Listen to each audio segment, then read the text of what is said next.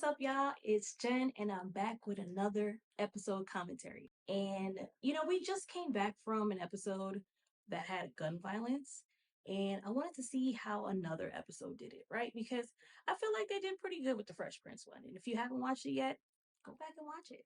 On this one, this is Family Matters, and I already have my little tripe with Family Matters. However, I want to see how they did their gun episode, right? This one, someone does get shot, and we know that that wasn't something that was typical in a sitcom because it was all about situational comedy. So let's see how they did on Family Matters. Was it cheesy? Was it corny? So let's get into the episode. So on this episode, someone actually gets shot, not one of the main characters. Just kidding. Maybe. It was Carl. Let's roll the clip. So, right now is the setup. Yo, that jacket is the bomb. Thanks, I got it on sale at Ferguson's. Give me that jacket. Yeah, right. I worked hard for this jacket. Why don't you do the same? If you don't give it to me, I'm gonna rip it off your back. I don't think so. Oh, I know so. Now give it up. Yo, this camera angle, the way how they did it. I said give it up. Get off me. Oh, you asking for a gun. Get it off. Get off. Get off. Laura was gangster for that. Like, honestly, if you know this person's a bully, and I'm not trying to say that Laura should go and be a little scaredy cat now, but I mean, if you know this girl is about it, and not even that she's just about it, but she literally runs with a crew. I've never taken Laura to be gangster like that. Like, I always thought that she would be the type to just kind of give it up. I don't know, maybe it was the studious thing, I don't know, but she was kind of all one, and I have to give her props. But of course, it got her ass whooped. Ooh, look at that bruise. Oh, I thought you were a cheerleader, not a halfback. This ain't the time, bro. I'm sorry. I was just trying to cheer you up. How the hell you gonna cheer her up like that? I believe they did this. Laura, I have told you 100 He always go with some lecture. When it comes to things like this, you do not resist. You just give those thugs what they want. But, Dad, that was my new leather jacket. Forget the leather jacket. There are millions of leather I ain't gonna hold jackets. you. He got a But point, only though. one of you.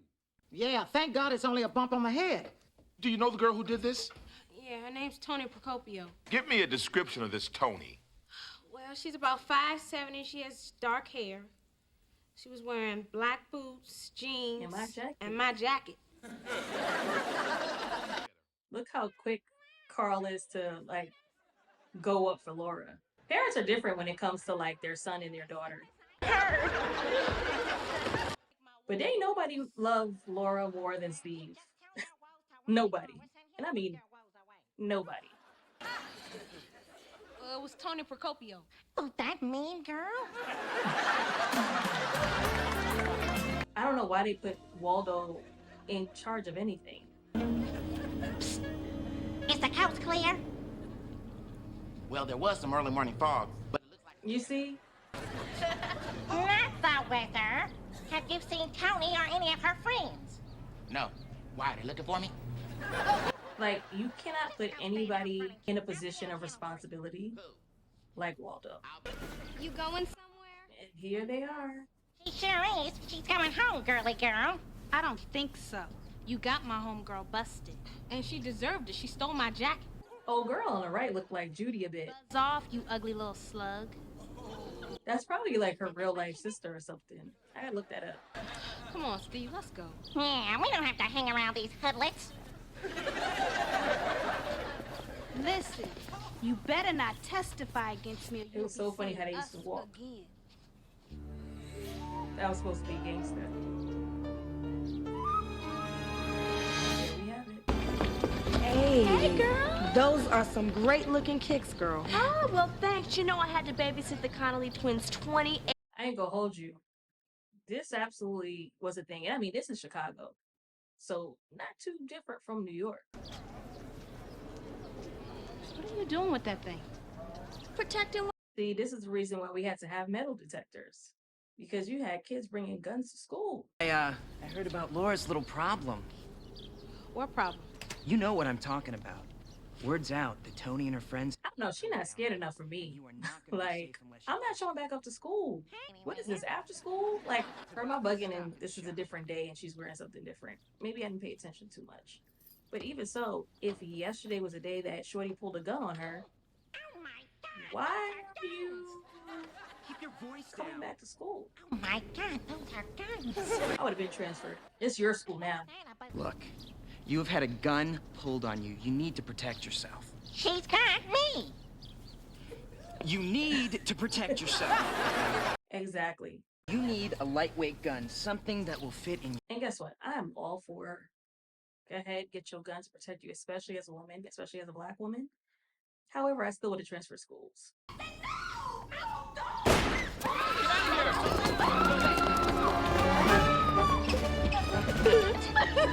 They wanted her shoes. God, Josie, you should have given them the stupid shoes. I wonder what is it about somebody like pulling a gun out on you because they want to take something of yours, yet you don't want to give it up, so now you get shot or possibly even worse, killed, which it's never going to be worth your life. Because I feel like this is something that I've seen more so amongst Black people. We have this thing with material stuff, and it's like, nah, these are my Jordans, or this is my leather jacket, or this is my throwback jersey, whatever it was that we were wearing. It was like this prized possession. It's never worth your life. It's not even worth fighting for, to be honest. Like, it's just stuff. It's just like, you walking. Nobody should be walking in a dark alley, but let's just say you just walking and somebody literally has a gun to your back and saying, give me your phone. Give them the phone. Somebody call 911. Come on, just throw her on the corner. Don't move her. Man, they got my girl Trina McGee. How's Josie? Well, her mom says she's not gonna have full use of her arm. That's crazy. As a cop, I deal with this kind of thing every day. It's a good thing this didn't happen to Eddie because he wouldn't have believed them. I can't believe she was thinking about buying a gun.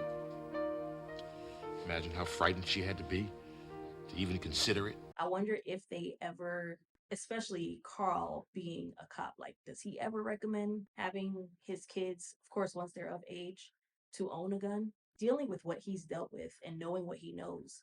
And again, them living in Chicago, granted, they seem to live in the better parts of Chicago. Is that something that he ever considers? Because sometimes they could just be walking anywhere and that could happen. Josie's mom's thinking about moving away. But ain't nobody driving me out of my home, Carl. Nobody. That's not the answer. It's happening everywhere. That too. It's kind of like, damn near no matter where you go, if it's not that, it's something else that's going on. But for your safety, see, that's the thing too. Because it's not necessarily a situation of, oh, nobody's like driving me out of my home. Like, now I feel like that's like an ego thing. And again, first of all, your ego ain't your amigo, first and foremost. So you don't want the feeling of someone like driving you out of your home. But it's just like, if it's not a safe place to be, that's like saying, oh, ain't nobody driving my kids out of their school. Well, if it's unsafe, yes, this ain't the time to want to be all big and mighty. Like, no, it's unsafe. Why would we want to be anywhere that is not safe? This is your children's life. So whether it be them switching schools or you guys moving to a different neighborhood, I just think that makes sense. Is it just me? Y'all let me know, because I'm not dealing with that. That's just dumb. But again, that's me. So then they had stuff like this, where it's like do we call this a gun drive? Now this part, I will say, I don't want to say corny, but cheesy. Because who do you know?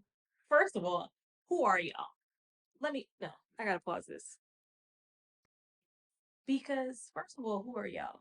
Who are these niggas? I have a gun. Yeah, I think I'm just giving my gun to just any old body.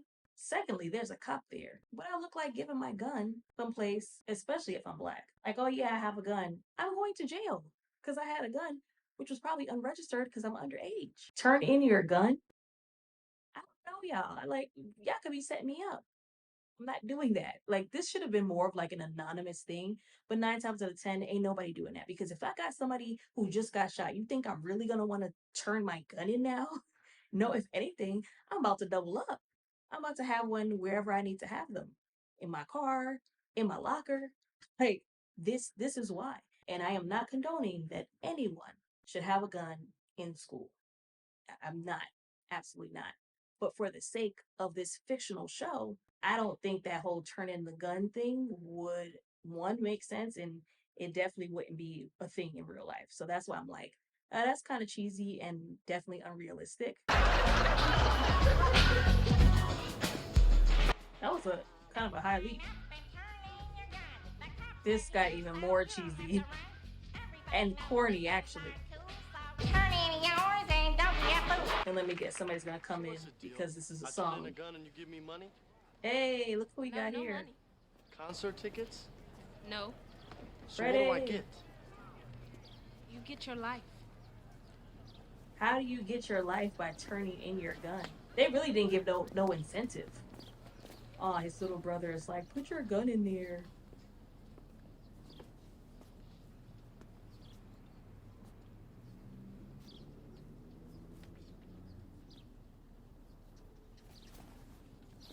Like, this would have never happened. In front of a cop?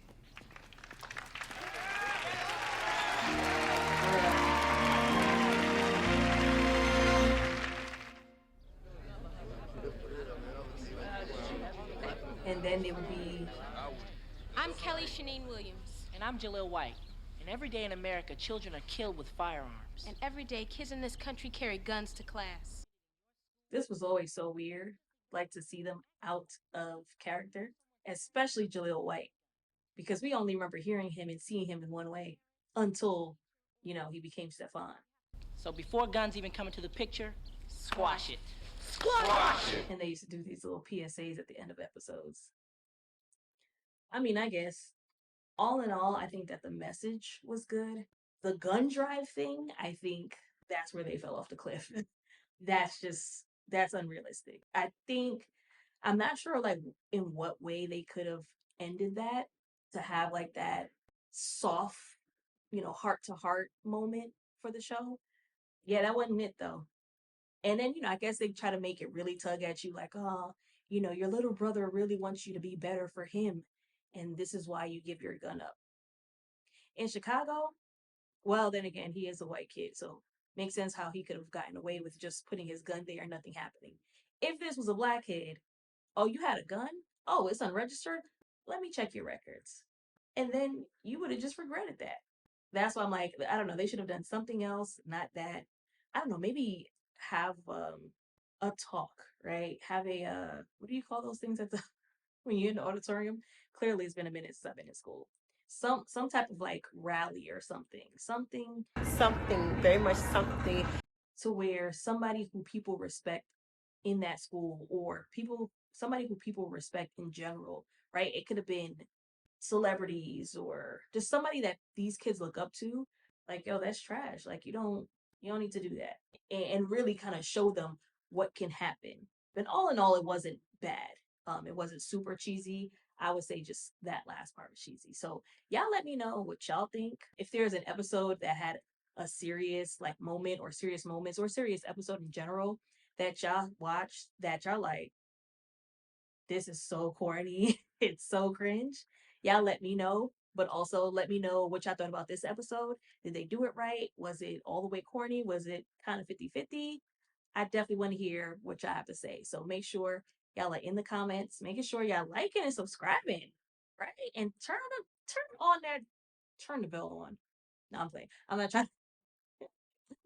I'm just kidding. Turn the bell on so that you can get the notifications for when I drop another video. So next video will be, until next time, Retro Black Nostalgia signing out. Peace. Retro black nostalgia. Turn it up. Tune and feel the culture. Millennial magic. We keep it alive. Welcome to the spot.